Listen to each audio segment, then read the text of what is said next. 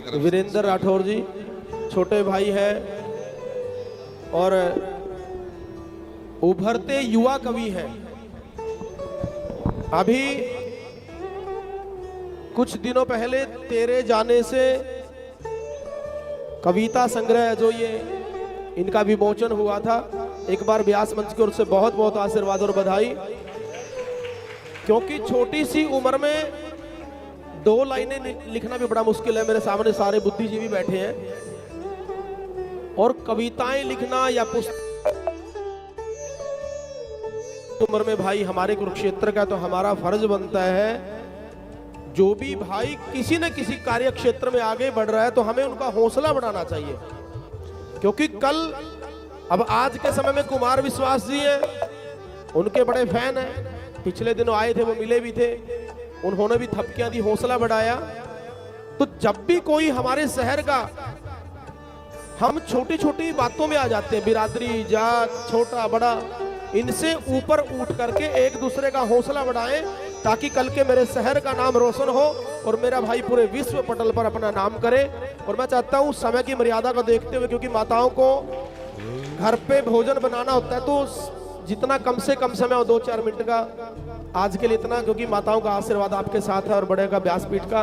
समय की मर्यादा को रखते हुए अपनी पंक्तियां जरूर रखें। गांव की साधारण गलियों से निकलकर कुरुक्षेत्र और गीता को पूरे विश्व में स्वीकृति दिलाने वाले भगवान श्री कृष्ण को प्रणाम करता हूं। उनकी पावन कथा भागवत कथा का गुणस्तवन कर रहे कथा व्यास जी तेजस गुरुदत्त शास्त्री जी की उपस्थिति को सादर प्रणाम करता हूं और इस कथा का श्रवण कर रहे आप सभी सुधरजन की उपस्थिति को मैं वीरेंद्र कुरुक्षेत्र विश्वविद्यालय से हिंदी साहित्य का विद्यार्थी आप सबकी उपस्थिति को बहुत बहुत प्रणाम करता हूं, नमस्कार करता हूं। कुरुक्षेत्र में इस प्रकार का समागम अपने आप में ही अतुलनीय है। मुझे कहीं लगता है कि भगवान श्री कृष्ण भी कहीं सुन रहे हैं। ऐसे कार्यक्रमों को सुन लेना मात्र ही काफी नहीं है, बल्कि यहाँ से कुछ लेकर के जाना भी बहुत बड़ी बात रहती है। गीता के अध्याय 2 में 23वें श्लोक के माध्यम से भगवान श्री कृष्ण कहते हैं कि नयनम छिंदन्ति शस्त्राणि नयनम दहति पावकः न चैन्यम क्लेद्यं त्यापो न शोष्यति मारुतः। तमाम विद्वान यहाँ पर बैठे हैं, इसका अर्थ मुझे बताने की आवश्यकता नहीं है, आप सब भली भांति जानते हैं। मुझे कहीं ऐसा लगता है कि जिस कार्यक्रम में माताएं आ जाती हैं, जिस कार्यक्रम में माँ का आशीर्वाद आ जाता है, वो कार्यक्रम अपने आप में कामयाब हो जाता है। तो इस कार्यक्रम के पीछे जितने भी नियामकों की ऊर्जा लगी है, मैं सामने देख रहा हूँ बैठे हैं, आप सबको विशेष बधाई कि इस प्रकार के कार्यक्रम कुरुक्षेत्र की भूमि पर यदि होते रहें तो जो नए बच्चे सुन रहे हैं, नई बालिकाएं जो यहाँ बैठ कर के सुन रही हैं, उनके मन मस्तिष्क में इस प्रकार का भाव जाएगा और उन्हें अच्छा भविष्य दिलाने में वो कहीं ना कहीं महत्वपूर्ण भूमिका निभाएगा।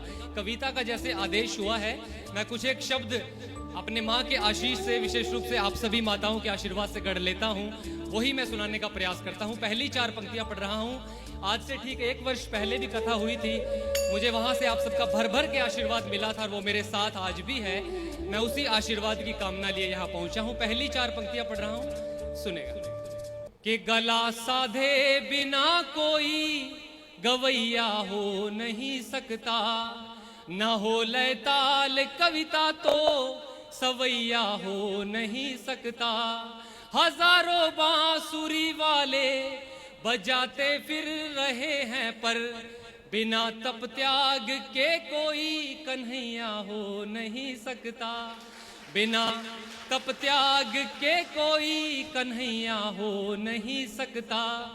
तो चूंकि कन्हैया बनना तो बहुत मुश्किल है, लेकिन यदि उसकी प्रक्रिया में शामिल होना है तो तप और त्याग दोनों करना पड़ेगा। और मैं पिछले लगभग 17 वर्षों से श्री जयराम विद्यापीठ के गेट पर अपने पिताजी के साथ उस साधना में लीन हूँ और मुझे कहीं ऐसा लगता है कि इस बड़े कार्यक्रम में मुझ बालक को मौका देकर के मेरा सम्मान कम हुआ है। मेरे पिताजी की उस 35 वर्षों की साधना का मुझे लगता है सम्मान हो रहा है। मैं चाहता हूँ एक बार उनके लिए तालियां आप सब अवश्य बजाएं। मैं एक दिन शाम को घर पहुंचा, मेरी बेटी अचानक से अलमारी में से भगवत गीता को निकाल करके पढ़ तो नहीं रही थी क्योंकि वो 3 वर्ष की है, लेकिन उसके पन्ने पलट रही थी। और मुझे कहीं ऐसा लगता है कि यदि बच्चे इस प्रकार का व्यवहार करें कि गीता को महज खोल ही लें, तो उसके अंदर से जो सकारात्मक वाइब निकलती है, जो तरंगे निकलती हैं, वो कहीं ना कहीं हमारे व्यक्तित्व को बनाने में महत्वपूर्ण भूमिका निभाती है। मैं 4 पंक्तियां और पढ़ रहा हूं, आपका मन मिले सुनेगा।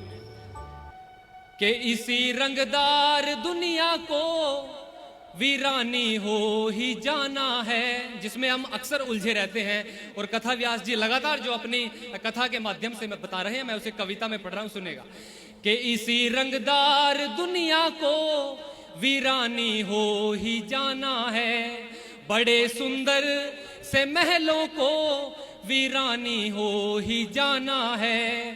समय रहते तुम अपने कृष्ण को बस याद भर कर लो, नहीं तो एक ना एक दिन कहानी हो ही जाना है, नहीं तो एक ना एक दिन कहानी हो ही जाना है। और 3 बेटियां बैठी हैं, मैं आखिरी 4 पंक्तियां पढ़ करके आपसे विदा लेता हूं। 3 बच्चियां बैठी हैं, पीछे भी कुछ बेटियां मुझे दिख रही हैं। पिछले दिनों मैं एक कवि सम्मेलन पढ़कर के घर जब गया तो अपनी माँ को, अपनी पत्नी को कवि सम्मेलन के बारे में बता रहा था कि हमें इतने पैसे मिले, ये स्मृति चिन्ह मिला। तो मेरी बेटी ने मुझसे प्रश्न किया आंखों के माध्यम से कि पापा अच्छी बात है, आप कवि सम्मेलन से इतने पैसे ले आए, ये स्मृति चिन्ह ले आए, मेरे लिए क्या लाए?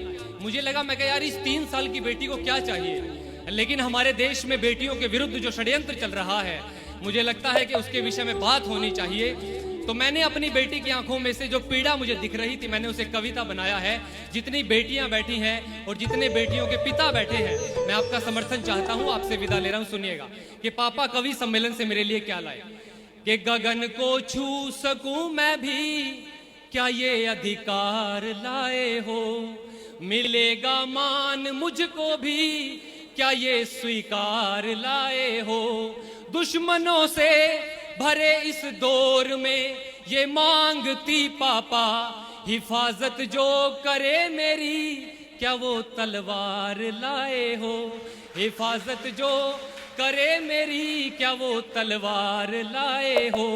तो बेटियों के हाथों में शिक्षा रूपी तलवार, आज इस कथा के समापन के साथ साथ आप ये संकल्प लेकर के जाएं कि यदि आपके आंगन में ईश्वर ने बेटी डाली है, बेटी जैसा पुष्प पैदा किया है, तो आप उसे पढ़ाएंगे, पढ़ाएंगे, पढ़ाएंगे। बहुत बहुत शुक्रिया, बहुत बहुत धन्यवाद।